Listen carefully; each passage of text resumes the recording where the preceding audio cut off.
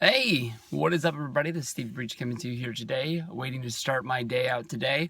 Last night, they went in the direction of Roman Reigns challenging Rusev for the United States Championship at SummerSlam. I know with the brand split, there's a few less guys on each main roster to have big main feuds. They sort of went out of the ordinary, giving Finn Balor the big monster push.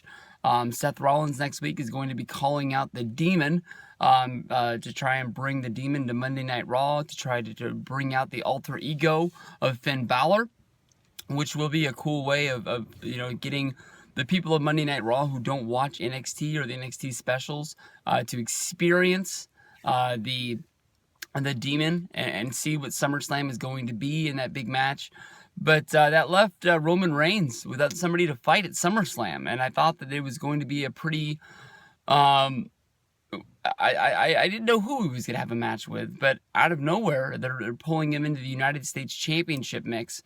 They're going to be putting Roman Reigns up against Rusev, challenging for the United States Championship, which honestly, in my mind, is a very weird place to put Roman Reigns, seeing how only a few months ago at WrestleMania 32, Roman Reigns was in the main event and beat Triple H to become the WWE World Heavyweight Champion.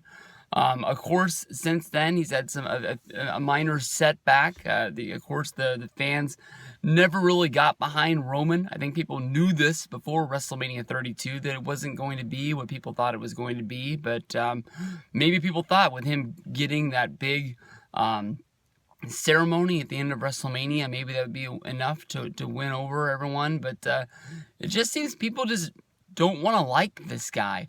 And it's almost like they should just look at the writing on the wall and just say that this guy is not going to be the huge baby face that people think he is going to be.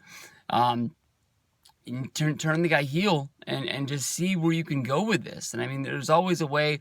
We've seen Randy Orton switch back and forth, be able to be a good babyface, be able to be a good heel, and still have a good supportive fan base. Roman does bring in a lot of chicks, and I'm sure that if he is heel, I'm sure he'll be able to keep more than half of those girls still supporting him, still thinking that he's a bad boy, still thinking that he's misunderstood or something like that, and still be able to sell all those chest protectors, still be able to sell all those Roman Reigns gloves and stuff like that. But I don't know. In my mind, I don't think I've ever seen anybody fall this fast. And people won't think that he's falling because he's in a United States Championship match. But honestly, the United States Championship is the belt that Zack Ryder challenged for at the last pay-per-view. That was even before the brand split. And you can look at that show and see that even with full main rosters, we've the United States Championship, Zack Ryder, Titus O'Neil hasn't really been getting the feel or the presence or just the mystique that it's been needing for the last little while. We've seen John Cena pick up the United States Championship and do the Open U.S. Championship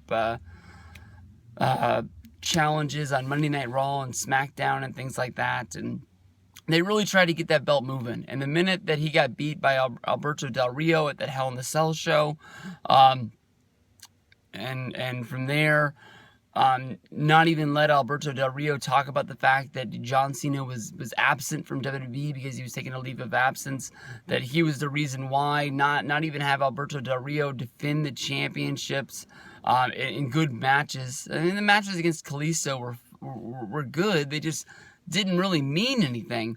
And the guy who takes out John Cena should be looked at as pretty much a main event deal, because how often do we see Cena get beat and not be able to get up and come back and try to avenge his loss? When I think about, Roman Reigns falling from, being in the main event of WrestleMania to SummerSlam, being in a match that just doesn't matter, I think about Lex Luger. I mean, Lex Luger was involved in the main angle at WrestleMania 10. He stayed with WWE to the next WrestleMania. And he was in the opening match of WrestleMania 11, wrestling in a tag match with the British Bulldog as the Allied Powers. The match meant nothing. He was looked at as if he was a star, but a year later, from being in the main angle of WrestleMania 10 of who's going to challenge Yokozuna for the championship, now wrestling in a match against Yokozuna, losing the match via, that match had the interference from Mr. Perfect, I think, which was supposed to lead to a Mr. Perfect versus Lex Luger feud, which I don't even think happened because Mr. Perfect wasn't able to come back because of the whole Lloyd's of London's deal and didn't want to lose that money that he had pretty much invested in himself, the insurance money for his back going out. Or Perfect would come back, but it would be later, later after that date when he would finally come back and wrestle. I don't even remember if he wrestled for WWE or if he waited all the way until he came back in WCW when he did that 4 Horsemen run. Then came back in 2002. But that stuff's all sketchy. Those 93, 94, nobody really wants to remember that stuff.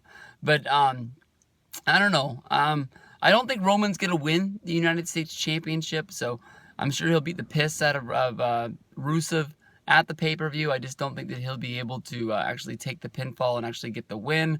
Maybe some sort of, I'm going to beat his ass so much that the ref calls for a disqualification, which then leads to him being sort of in this gray, weird sort of state that he is a, maybe people will be actually like thinking like, oh, maybe he's going to turn heel, sort of like the whole thing that people would do with John Cena every time he loses his mind and starts, beating people up.